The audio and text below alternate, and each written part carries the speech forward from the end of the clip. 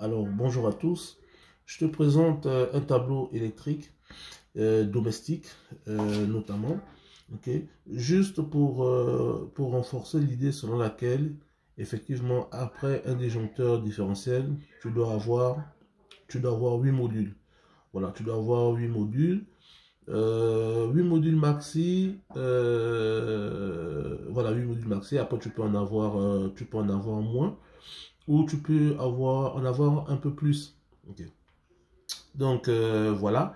Et aussi pour que tu saches que sur une rangée voilà, sur une rangée, tu dois pas avoir sur une rangée, c'est-à-dire des pièces communes, voilà, des équipements communs ou des pièces communes. Par exemple, ici c'est un appartement, c'est une maison de 3 chambres. Là, c'est une maison de 3 chambres. Et donc, on va pas mettre sur voilà, sur cette première rangée ici, sur cette rangée-là, on ne va pas mettre les 3 chambres. On va peut-être mettre une ici, une sur la deuxième et une sur la troisième. Voilà, on va éviter de les mettre sur le même circuit. Voilà.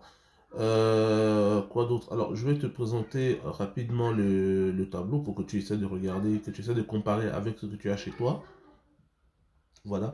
Donc l'idée c'est pour que en regardant ça, tu aies une idée, hein, tu aies une idée de ce qui est bien, hein, de ce qui est bien à faire et que tu puisses le reproduire chez toi. Alors ici tu as le compteur. Voilà, donc là en vert ici tu as le compteur, ce qu'on appelle un compteur Linky. Ici donc tu as le disjoncteur principal.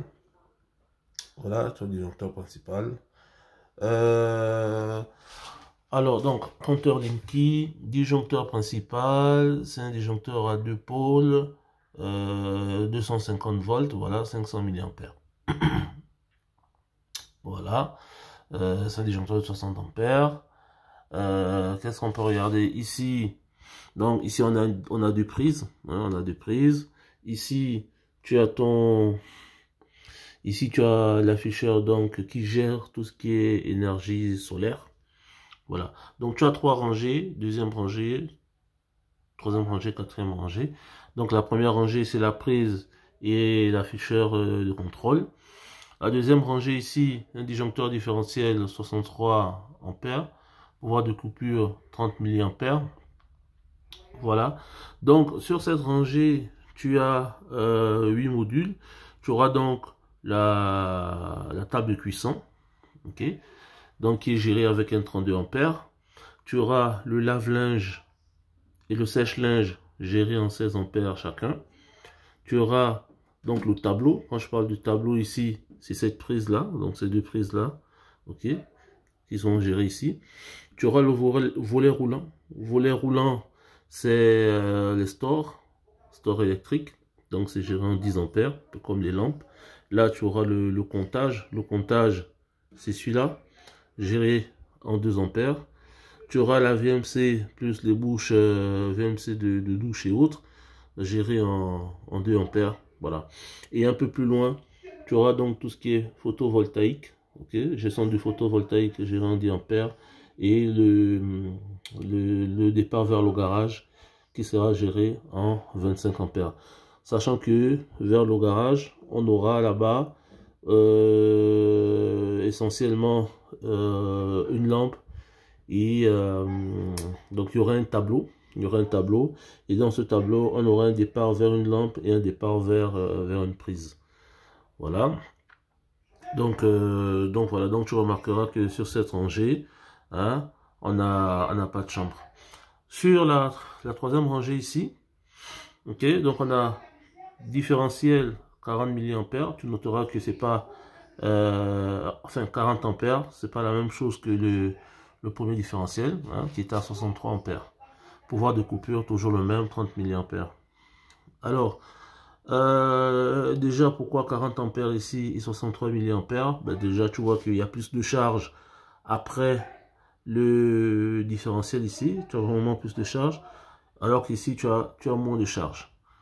Voilà, donc ça peut déjà s'expliquer. Et surtout que dans la première rangée, okay, tu as quand même un 32 ampères. Donc tu as ta plaque de cuisson qui va fonctionner tous les jours. Et donc c'est important d'avoir ça. Et ensuite tu as donc la plaque de cuisson, tu as le lave-linge, le sèche-linge qui peuvent fonctionner ensemble. Ok, ta prise tableau qui va fonctionner, ton volet roulant qui va fonctionner, ton comptage qui fonctionne, ta bouche GMC qui fonctionne. Donc tous ces départs là peuvent fonctionner ensemble. Ok, tous ces départs peuvent fonctionner ensemble. Donc les 63 ampères sont bien indiqués. Voilà. Ici, donc sur la troisième rangée, on a du 40 ampères. Et qu'est-ce qu'on retrouve? On retrouve le lave-vaisselle. Hein, on retrouve le lave-vaisselle. Le lave-vaisselle sur C16, 16 ampères. Le lave-vaisselle ne fonctionne pas tout le temps. En général, il va fonctionner la nuit. Voilà. Bon, on peut faire fonctionner la journée, mais souvent c'est la nuit. Après, ça dépend de la charge que vous avez. Hein. Donc, la cuisine, prise de la cuisine. Espace vie, WC, entrée haute, donc c'est les prises. Hein. Donc ici, on va gérer plus essentiellement les prises et l'interrupteur. Voilà, donc on n'a pas besoin de beaucoup de puissance. Hein. Juste des lumières en 10, des prises en 16, espace vie, voilà. Et la dernière rangée, c'est sur 40 ampères aussi. Et là, on va gérer la chaudière, prise, chambre 2 et 3, extérieur et entrée cuisine. Voilà. Donc voilà, et puis un peu plus loin, on aura notre interrupteur qui sera là. Donc voilà. Et donc vous voyez que sur la rangée 3, ici, on va gérer des chambres ici.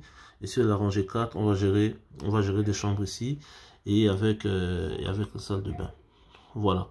Donc voilà ce que j'avais pour vous. Voilà un peu comment vous pouvez arranger votre tableau électrique chez vous. S'il n'est pas comme ça, je vous conseille de le faire. C'est bien et ce sera intéressant pour le dépannage. Après, quelque part ici, vous allez avoir le plan électrique. Hein. Voilà, doit être disponible pour de futures interventions électriques. Voilà, donc c'est pour vous. C'est ce que j'avais pour vous aujourd'hui. Je vous dis à la prochaine. Merci.